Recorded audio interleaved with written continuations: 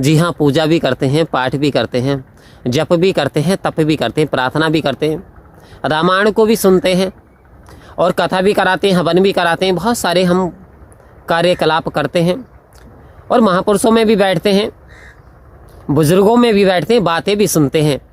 लेकिन जीवन में जो खुशहाली वास्तव में आनी चाहिए थी, जो निखार आना चाहिए था, जो सतगुरु की महिमा बरसनी चाहिए थी, जो प्रभु का उपकार हम पे होना था, वो नहीं हुआ। और हम तो अभी दुखों में ही जी रहे हैं, परेशानियों में हैं। अभी तो गम का यानी गम ही गम है।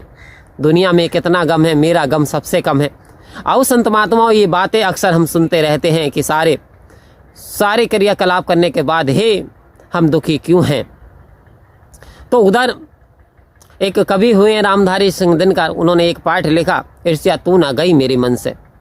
आओ संत महात्माओं, ईर्ष्या क्या है? जलन है। जलन क्या है? नफरत है।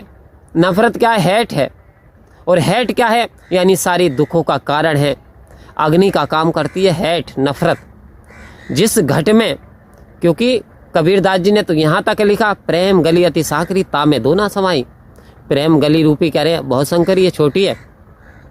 यदि एक साथ कोई ये कहे कि रात हो जाएगा और फिर दिन भी हो जाए तो ये असंभव है। एक साथ कोई ये कहे कि कमरे में अंधकार भी है और कमरे में प्रकाश भी है तो ये असंभव है। आओ संत महात्माओं, कहने का क्या तात्पर्य है?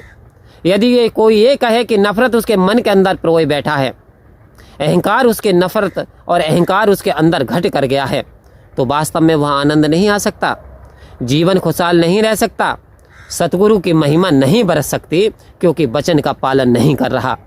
तो आओ संत महात्माओं, यहाँ सतगुरु कह रहे हैं प्रेम से कहिए और प्रेम से रहिए। प्रेम से कहना, धन निंकार जी, हे निंकार तू धन्य है प्रभु।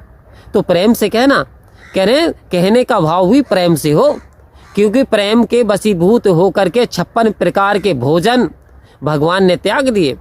और भक्त विदुर के यहाँ काय का क्या खाया? कौन से भोजन खाए? साग का भोजन खाया, यानी प्रेम से भोजन खाया। भाव ऐसे होने चाहिए, भगत के बस में है भगवान। कभी सुना है किसी बुद्धिमान के बस में भगवान है, किसी पहलवान के बस में भगवान है, किसी पूंजीपति के बस में भगवान है? भगत के बस में है भगवान।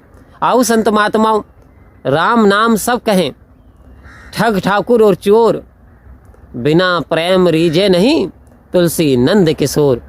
कह रहे हैं कि बिना प्रेम के ये निरंकार रीझ नहीं सकता, बिना प्रेम उपजे करे हुए परमात्मा की प्राप्ति नहीं हो सकती।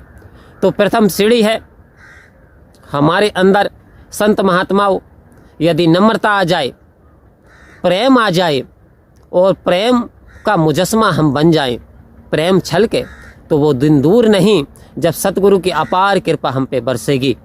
क्योंकि जहाँ प्रेम है वहीं तो परमात्मा है। Love is God, God is love. कह रहे लव ही तो परमात्मा है, प्रेम ही तो ईश्वर है। कि पोथी पढ़ पढ़ युग भयो, पंडित भयो न कोय, और 2.5 अक्षर प्रेम के पढ़े सो पंडित होए। युग बीत गए शास्त्र पढ़ते पढ़ते, लेकिन आओ संत महात्माओं, शास्त्र पढ़ रहे हैं और इधर पत्नी आन करके कह रही है अजी खाना खा लो, खाना ठंडा हो गया, खाना खा लीजिए। एक बार पत्नी ने कहा, इशारा दे दिया, खाना खा लूँगा। दोबारा से पत्नी आई, इशारा दे दिया, खाना खा लूँगा। और तिबारा से पत्नी ने जैसे ही तेज आवाज़ से खाना करके लिया है कि खाना खाना पड़ेगा, खाना खा लो, तो उस व्यक्ति ने क्या किया? संत महात्माओं, आप जानते हो ब्रह्मज्ञानी संतो आपसे कुछ नहीं छुपा।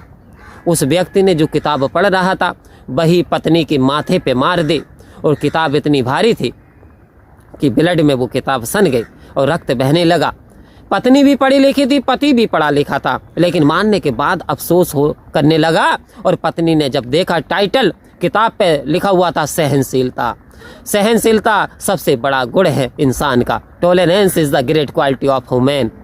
आओ संत महात्माओं, ये देख करके पत्नी की आंखों में आंसू आ गए और आंसू बहने लगे। और ये देख करके पति को भी अपने पश्चाताप हुआ कि मैं पढ़ क्या रहा था सहनशीलता, लेकिन मैं कर क्या रहा हूँ वायलेंस।